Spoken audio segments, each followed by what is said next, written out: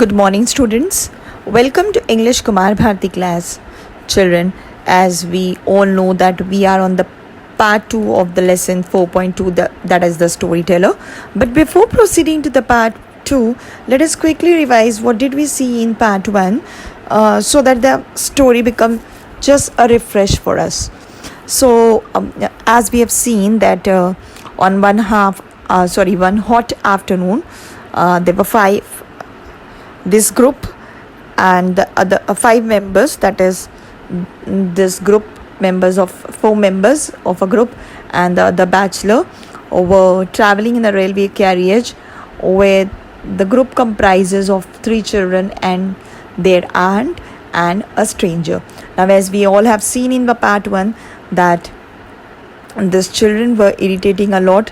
Okay, they were just trying to do their time pass as we normally do. I mean, these children normally do. And as they were trying to irritate other passenger in the train, the aunt was using the remarks like, don't do this, don't do that, don't you do so, and don't you do that, blah blah blah.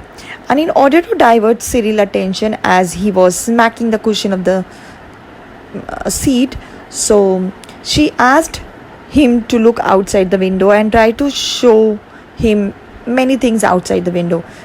But Cyril, like we all know how children they are, he just wanted to divert his attention from on what the aunt was telling, and so he started cross questioning the aunt on whatever she used to tell him to do. And on this, she noticed that after Cyril, even the smaller girl was, reciting the same line that is on the road to Mandalay, and the stranger who was sitting opposite to them was getting disturbed and irritated.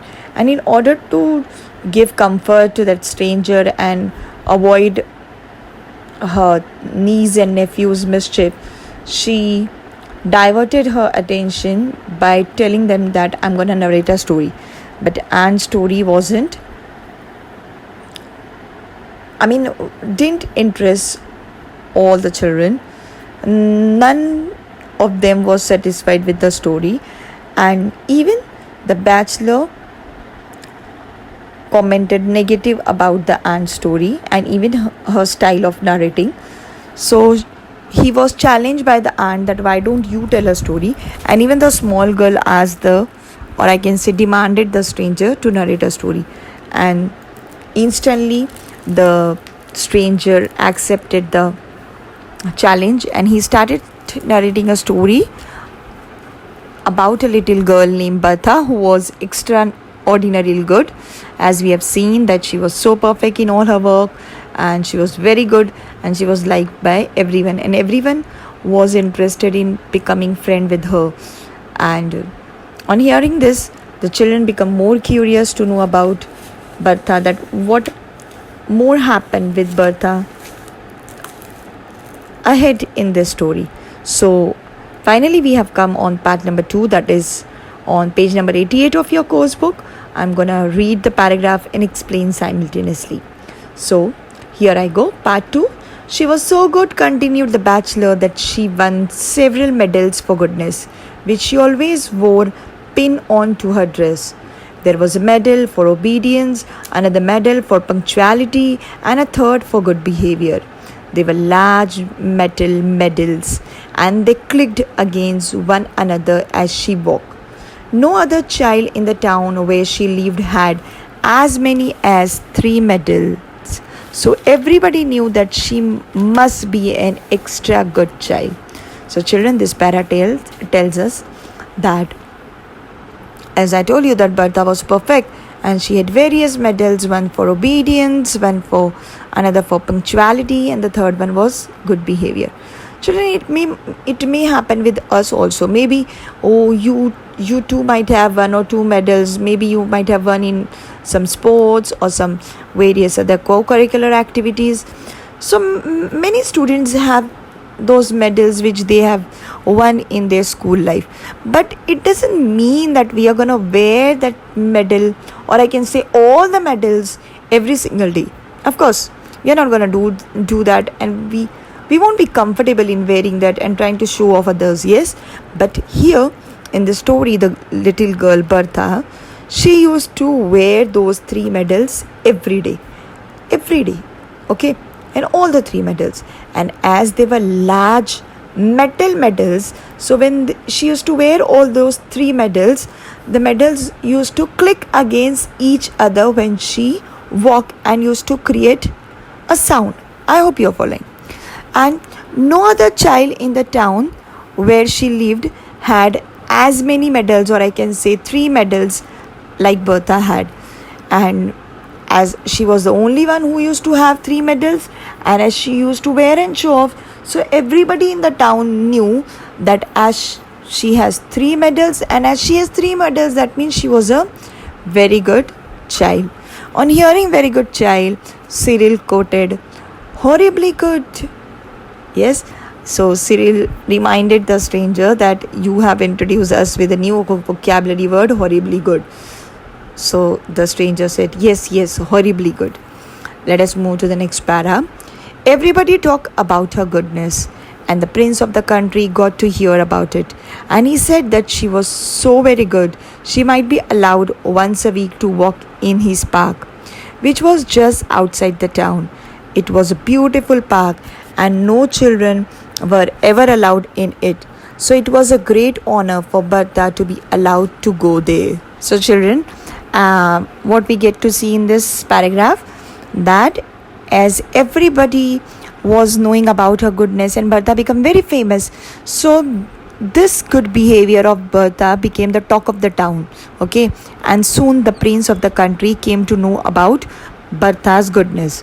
And on hearing this, prince was very impressed by Bertha, and he said that as she is so good, then why not honor her something as a reward. When you're good, you get privilege, you get respect, yes. So same way prince decided to give her honor. And what honor did Bertha get? That she was honored, or I can say she got a permission to go for a walk once in a week, and who in Prince Park, okay, which was outside the town. And what was so special about this park? I mean, you will say, what is so good that what's such a big reward it is? Yes children, it was a big reward, because first of all, it was a Prince Park, so no one, not an ordinary person was allowed. Moreover, forget ordinary, here in this park no children were allowed, and it was very very beautiful park. And Bertha was the alone child ever who got this permission, or I can say who got this honor to go and have the privilege walk of this park, okay, as it was not allowed to others. Where there are any ship in the park? Demanded Cyril. As I told you in the part 1, that the 3 children, that is Cyril, small girl and smaller girl, had the habit of asking various questions in the mid of the story. It's a children's tendency, I can say. They put up the question, they ask, even you do so. So immediately Cyril asked a question, that were there any ship in the park? On hearing to this, let's see what Bachelor says. Bachelor said, no, said the Bachelor. There were no ship, but there were other small harmless animals in the park. So what did the Bachelor reply? Bachelor replied that no, there was no ship, but of course there were small harmless animals in the park. Moving to the next para, the storyteller paused to let a full idea of the park's treasures sink into the children's imagination, and then he resumed the story. So after telling about the park, that there were no ship, but there were other small harmless animals in the park, the storyteller, that is the Bachelor, stopped the story. Why? For a while. Stop means not stop narrating. He took a pause. He took a break. And why he took a break? He took a break because he wanted the children to imagine the scenario of the park, that how beautiful the park was, and how big the reward was for Bertha. And he wanted the children to get, inspired that if you do so good, or if you're so good, you get such rewards. So he wanted to have that imagination, that feeling, that when you do good, you get all this privilege. So as all this time they were irritating, so he was trying to give them a moral lesson, I can say, that if you behave good, you get something good in return. Yes. And then after stopping for a while, he resumed. Here resume means continue. So he continued narrating the story. Let us see what did he say ahead. Next para. Bertha was rather sorry to find that there were no flowers in the park.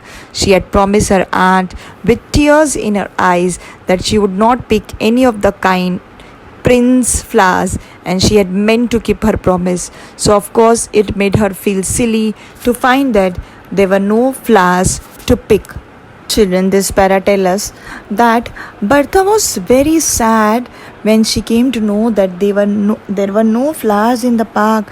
She couldn't believe, or why she, even we children, we can't imagine a park without flower. Imagine how the park will be without flowers. There will be no beauty, I can say. And moreover, Bertha had already promised her aunt that she won't pick any flower from that park. And now as her, she can't keep the promise, so she had got tears in her eyes. Maybe children, I can tell that she wanted to become more good and more perfect in others' eyes, or I can say in an aunt eyes. So she promised that aunt, like how other children go and damage or ruin the park, but I won't do so. So even her, that feeling is hurt, that if might be flowers, then I might have not picked, and I might have become more good, or I can say more better or best in my aunt's and others' eyes. So even that promise wasn't fulfilled, and she was sad to know that there was no flowers. And she was like, wondering that how come is it possible that there can be no flowers in the park. Hearing this, even the children, that is the niece and the nephew of the aunt, put up the question that why weren't there any flowers to the bachelor. Let us see what did the bachelor reply to this. Because the animals had eaten them all, said the bachelor promptly. Here promptly means immediately, children, immediately. The gardener had told the prince that you couldn't have animals and flowers, so he decided to have animals and no flowers. So what did the bachelor reply to this? So this para tells that bachelor said that all the flowers were eaten by animals, and the prince instructed the gardener that either you can have animals or you can have flowers. You can keep animals or you can keep flowers in the park. So the prince decided, it was told by the gardener to the prince, and so the prince decided to keep animals and no flowers. Let us see ahead the next para. There was a murmur of approval at the excellence of the prince's decision. So many people would have decided the other way.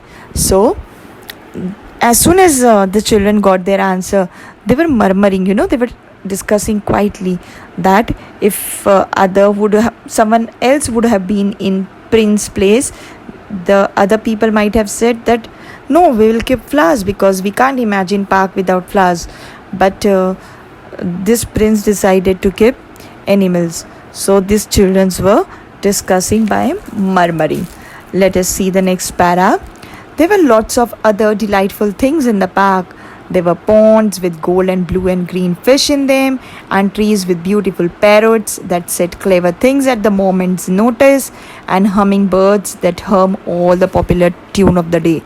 So the bachelor said to the children that as there were no flowers in the park, that doesn't mean that the park has lost its beauty. Of course, the park has got its beauty. In fact, the park was very beautiful. Why? Because there were lot of other delightful, delightful means the things which attract and fascinate others. What were those things? They were ponds with gold and blue and green color fish in them. There were trees with beautiful parrots who would say something clever things. We know parrot talks, yes, my dear children. And also there were hummingbirds who used to create a humming sound throughout the day. So of course the park was beautiful. The park was I can say attractive. It was a fascinating thing for others. Let us see ahead to the next para. Bertha walked up and down and enjoyed herself immensely, and thought to herself, if I were not so extraordinarily good, I should not have been allowed to come into this beautiful park and enjoy all that there is to be seen in it. And her 3 medals clicked against one another as she walked and helped to remind her how very good she really was. Children, this para tells that the introduction of the park is given, or I can say the description of the park is given by the narrator, or I can say the storyteller, to the children. Now coming back to Bertha, that what she was doing in the park. So Bertha was walking and she was enjoying extremely the beauty of the park, and she was thinking that if I was not so good, then I might have not got this honor, this privilege to enjoy such a beautiful park. And today no other child is allowed, and it's such a big thing, a big reward or a big honor for me to enjoy the beauty of this park. And why this has become possible? Only because of this 3 medals. And she was like very she was feeling very proudy, I can say. She was in full of pride of having those 3 medals, and that's why she used to wear it every day. And even today she has wore when she's enjoying the walk in the park. And her 3 medals, as they were the large metal medals, as I said, they click against each other when she walked. And she was thinking all this thing, that as I'm good, so I have got these medals, and because of these medals I have got this privilege of walk in the park. Let us see ahead to the next para. Just then an enormous wolf came prowling into the park to see if it could catch a fat little animal for its supper. The first thing that it saw in the park was Bertha. Her pinafore was so spotlessly white and clean that it could be seen from a great distance. Bertha saw the wolf and saw that it was stealing towards her, and she began to wish that she had never been allowed to come into the park. She ran as hard as she could, and the wolf came after her with huge leaps and bounds. She managed to reach a shrubbery of myrtle bushes, and she hid herself in one of the thickest of the bushes. The wolf came sniffing among the branches, its black tongue lolling out of its mouth and its pale grey eyes glaring with rage. Bertha was terribly frightened and thought to herself, if I had not been so extraordinarily good, I should have been safe in the town at this moment. However, the scent of the myrtle was so strong that the wolf could not sniff out where Bertha was hiding, and the bushes were so thick that he might have hunted about in them for a long time without catching sight of her. So he thought he might as well go off and catch a little animal instead. Children, let us see few meanings in this para. So enormous means huge, prowling means hunting, supper means last meal of the day, pinafore means sleeveless dress worn over a shirt or blouse. Yes, stealing means to move quietly. Leaps and bounds means jump. Shrubbery means an area full of shrubs. Myrtle means a kind of a shrub. It's a name of one shrub. Okay. Then sniffing means smelling. Glaring means angrily. Rage means anger. Okay. Sniff means smell. So these were the meanings which this para comprises of. Now let us see what happened. As we saw that Bertha was walking and thinking that, wondering that as I'm so good that I have got this privilege. Suddenly,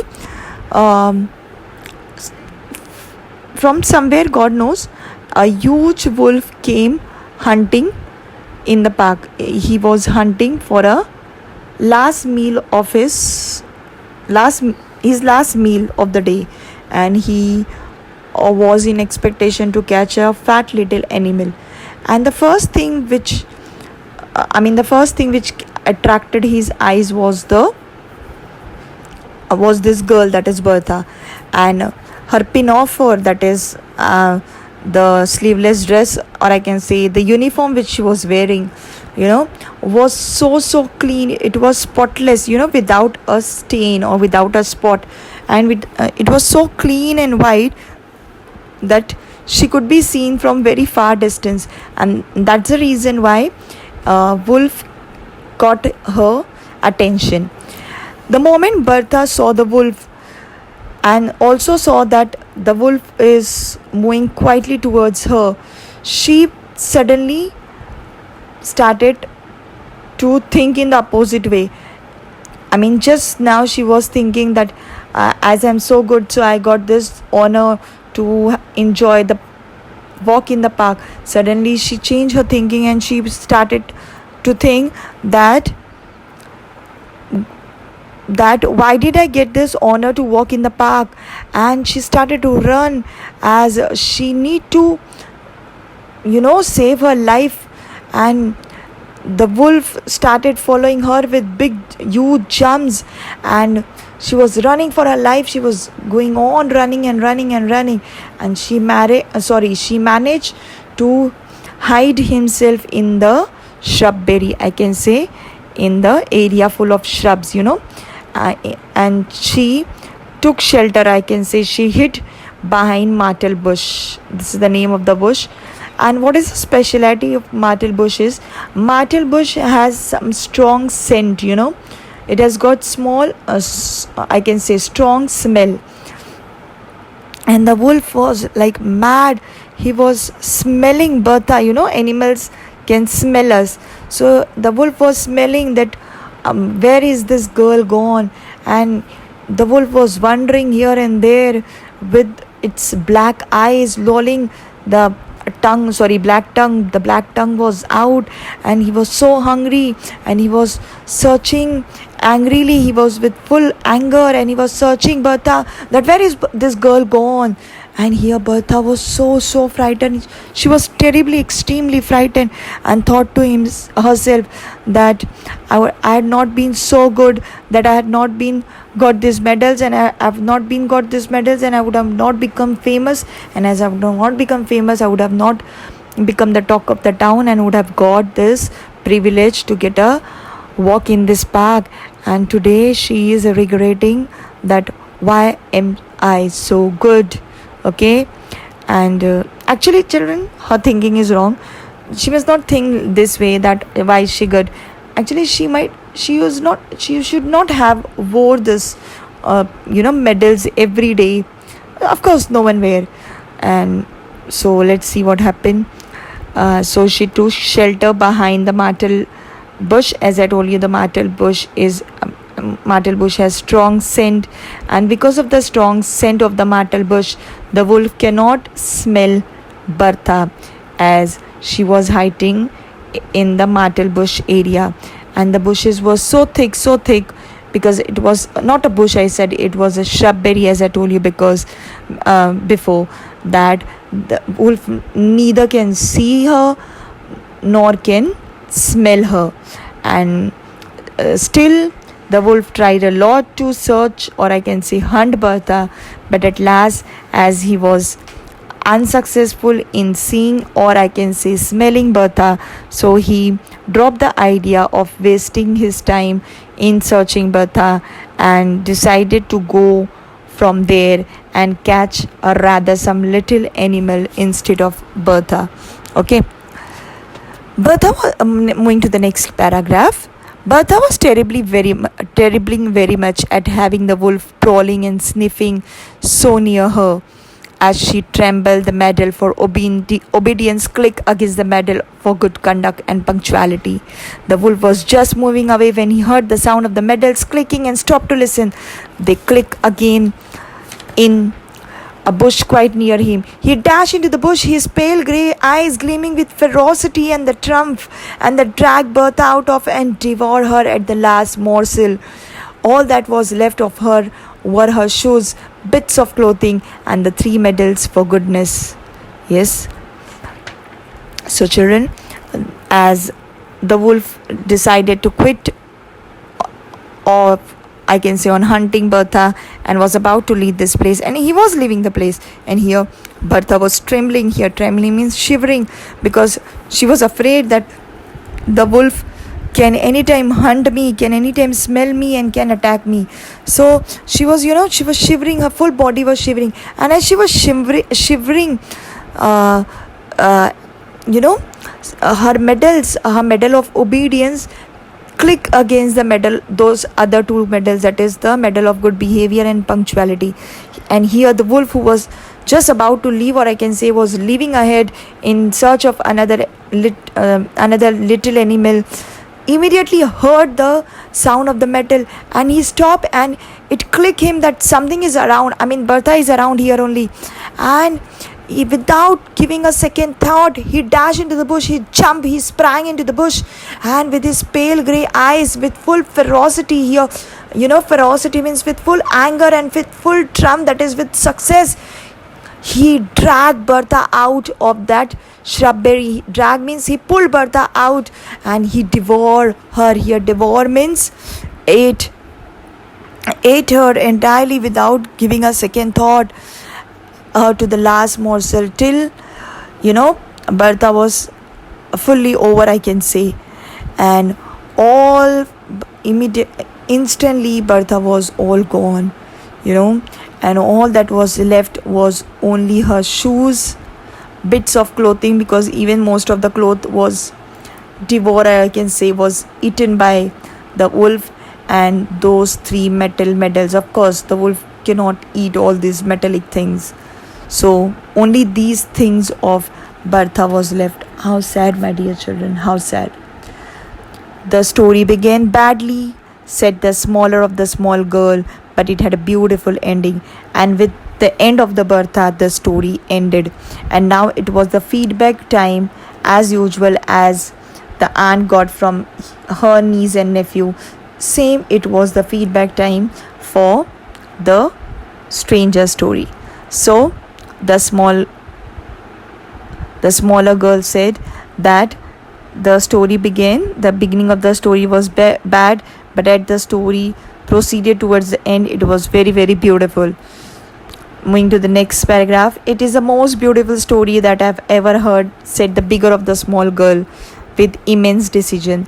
The small girl, out of those 2 girls, the big girl said that it was the most beautiful story I have ever heard. She said with immense, with happiness. Let's see what Cyril commented. It is the only beautiful story I have ever heard. So Cyril said, this is the only one beautiful. So far as I have heard many stories, out of all these stories, this is the only beautiful story I have ever heard. Same way, it was now Aunt turn to give a feedback. Let us see what she commented. A dissentient opinion came from the aunt. Dissentient means different. Okay, let us see what she said. A most improper story to tell to young children. You have undermined the effect of years of careful teaching. So what did she commented? She commented that this is the improper story, because you have also she wanted to say, or I can say convey, that you have given a wrong message through that story, that being good was a scene for Bertha.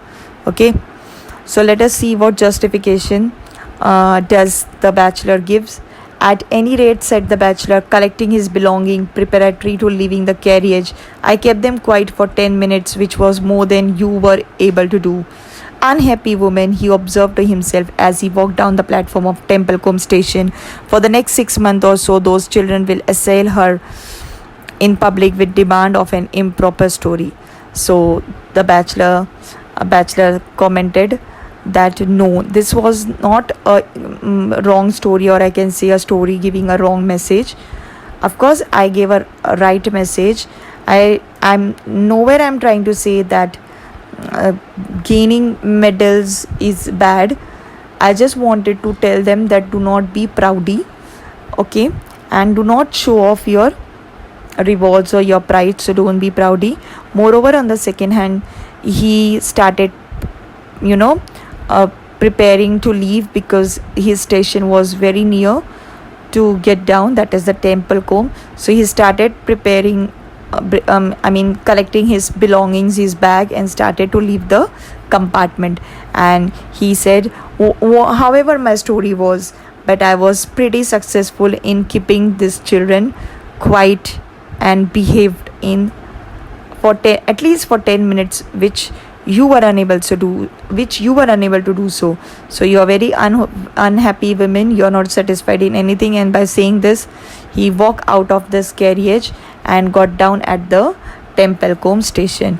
And about talking about these three children, so of course for the next 6 months or so on, the children will attack, or I can say keep on demanding, or I can say, tell Anne that though it was improper, but it was enjoyable, but your wasn't.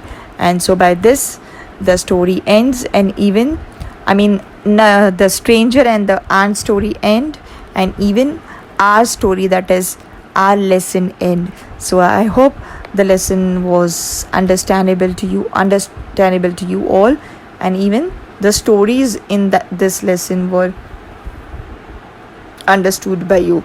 So by this, I take your leave, hoping to meet you soon. Till then, take care, stay safe. Thank you.